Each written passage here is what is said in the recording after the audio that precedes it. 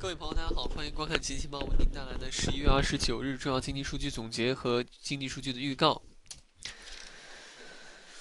在今天早上澳洲东部时间的8点45分呢，新西兰方面是公布了10月份的贸易数据。我们看到新西兰的贸易赤字呢是达到了3.19亿纽币，不过这个数据呢是好于市场的预期值的4亿赤字，那么也好于前期值的5.32亿。因此在消息公布之后呢，纽币曾经出现过小幅度的走高。在今天下午的1点钟呢，新西兰是公布了11月份的 NBNZ 的活动前景指数和商业信心指数。我们看到这两个数据呢，也都是好于市场之前的前期值。那么因此呢，在消息公布之后呢，是继续推动纽币呢在今天对美元出现走高的情况。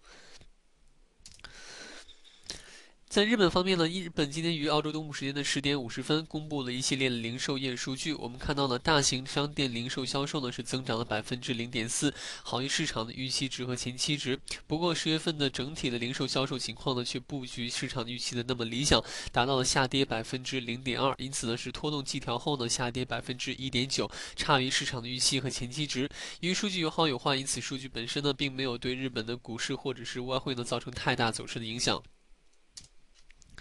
在澳洲方面，澳洲于今天上午东部时间11点钟呢是公布了 HIA 的新屋销售数据。我们看到的前期值从上次公布的增长0.6%下调至下跌1.7%。不过呢，本月呢是增长了2.4%。尽管是出现了增长，在过去的3个月当中呢，澳洲的新屋销售还是出现了9%的下滑迹象。那么这个数据呢，对澳洲的房地产市场而言呢，并不是一个非常利好的消息。因此，我们看到今天上午呢，澳元对美元曾经是一度出现过较为明显的下跌，并且呢是一度跌破了0.96的价位。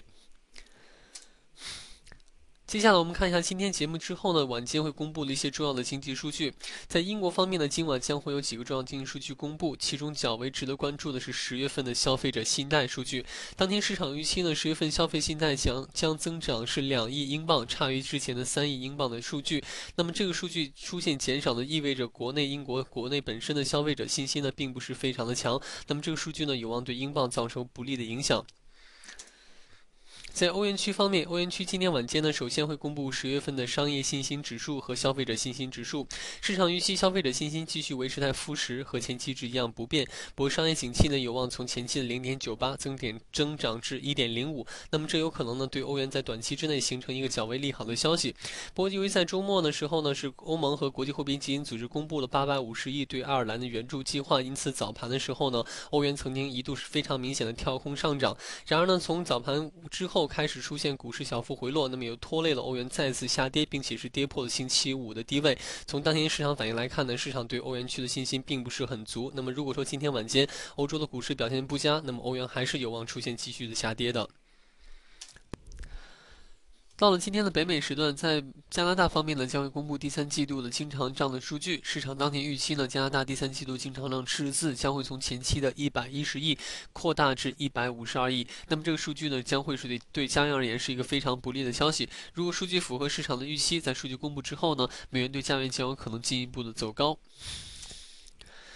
到了明天的上午的时间呢，日本方面将会有一些重要经济数据值得我们关注。那么日本方面将会公布的数据包括10月份的家庭支出的年率，那么这个数据呢将会体现出日本国内家庭当前的消费的意愿和消费者的信心，十分的重要。那么10月份的失业率呢也将届时公布，预计呢将会维持在5%不变。如果是符合市场预期，则不会对市场造成太大的影响。